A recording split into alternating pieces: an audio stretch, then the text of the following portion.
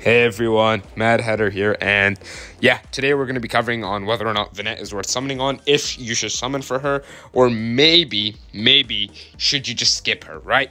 We're going to be answering those questions in the video, and I'll be explaining why. And I know a lot of you guys have been waiting for this. I know I got to this really damn late.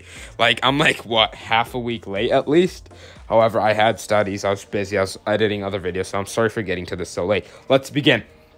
Venette is a dark rifle user. She is pretty much a support. Her normal attack heals the party on the last attack, so it's similar to Kama-El. It's similar to Claude with EX, but Claude only heals himself. It's similar to Yunha, and her anti-drone, which is pretty much her main healing ability, heals a party member with the lowest HP and nearby party members of that, target. And it's also a cleanse. Her charge knuckle skill, it's her chain skill, right? Deals increased damage pretty much every time she uses her healing effect, but it only stacks up 2 times, so max you can get it up to is 450%, which is also a really high multiplier for a chain skill, especially because it's actually range damage and she's a ranged character. Normally, sometimes a lot of popular characters will have melee damage instead of range damage on their chain skill, which is both good and bad. It just depends on what you're doing. And her special ability is essentially a party buff, right? It's a 40% dark attack increase if you have 4 dark members. If you have 1, it's a 10%,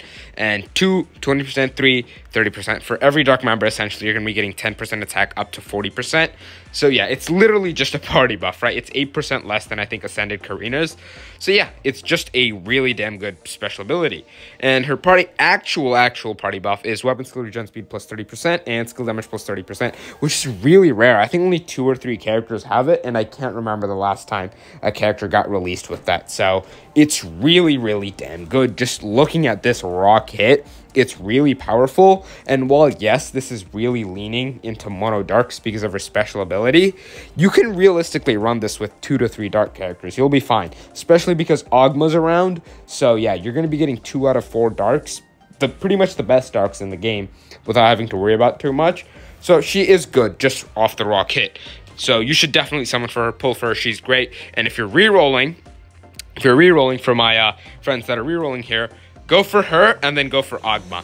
For Ogma, you want to go for his gun, not his sword. And you're not going to use the gun early on at all, but he doesn't need his sword unless you're using him for arena. And as a new player, you're not going to need Ogma sword for arena, because early game arena and mid game arena too is just stat checking your opponent. You can't really get into heavy arena comps unless you're either a bloated whale or you're a mid to end game player. So don't worry about that. Pick up Ogma gun for mid to end game stuff, and pick up Venette plus and less of your EX, which we're going to find out if it's worth pulling for not. It gives her dark attack, base heal, 3% crit chance. Let's just look at it at 95.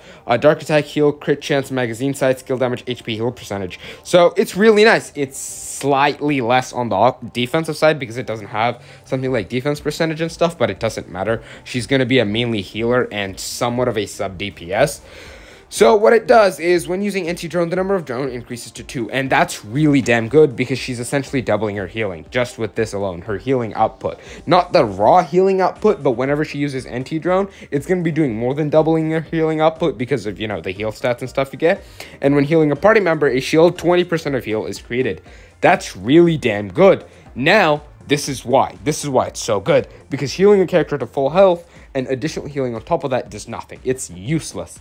So having a shield that stays on top means they're not only always going to be topped up, but they're going to be able to tank hits additionally to being topped up. It makes getting one shot bursted down. It makes, dodging a lot easier, because if you get hit, you can have a chance at getting back up again comfortably.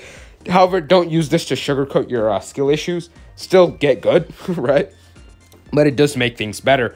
And this is where she becomes hyper broken. On hit of Nano Blast last attack, which is your auto attack, the enemy's range defense is reduced by 20% for 5 seconds. So if she wasn't a super overpowered hero, well, overpowered, I'm exaggerating a bit here. Guardian Tales, nothing is really game breaking. Most of, the best here in Guardian Tales is just really damn good, which is what Venette is. She's just really damn good. And yeah, so she has defense shred, she has full party heal, she has full party shielding, she has full party dark buff, she has weapon skill regen speed, she has skill damage, it's insane. She's an amazing healer. Absolutely reroll for her, plus her EX. I, unfortunately, haven't been lucky with her weapon pulls. I'm going to be uploading the pulls for the summons today, hopefully, so I hope you all enjoy those. But, yeah, that's pretty much it. Go for her, plus your EX on any rerolls. If you're new, if you're a mid-game, if you're an end-game player, whatever, pull for Venette plus EX, no matter what. Doesn't matter what stage of the game you're at. You can be like, but what if Mono Darks? She's that good. Like, genuinely, she is. You're going to build Mono Dark regardless. Even if you're not building Mono Dark, at least, you know, 2 to 3, 4 dark units in a party will do perfectly fine. Okay, pull for her no matter what. She's a super, super good investment. That's going to be good in pretty much everything in the long run, especially in Mono Darks. Next up, I'm going to quickly cover this. Don't go for Ogma Sword ever. It's not worth it, especially for a new player. Like, if you're a mid to end game player trying to hyper min-max your arena gameplay, sure, it can be fine. Or if you're trying to really push for toughness, but outside of that, it's not worth it at all. If you want, as a new player, you can pull for his gun for mid to late game activities. However, other than that, you're going to go for Venette plus EX plus Ogma, and you're out of this banner. There's nothing else really of significance. Morian sucks, and some keyboard warriors are going to be like, but she's good in arena. All right, cool. So what if she's good in arena? She's not that good to the point where she's going to be a best in slot must summon. You have to pull for this character. But if you pull for her because you like Morian, all power to you, man. I support it. Enjoy the game. Have fun. But if you're trying to make a rational argument for her and your only argument for that is, oh, she's good for arena, that's bullshit.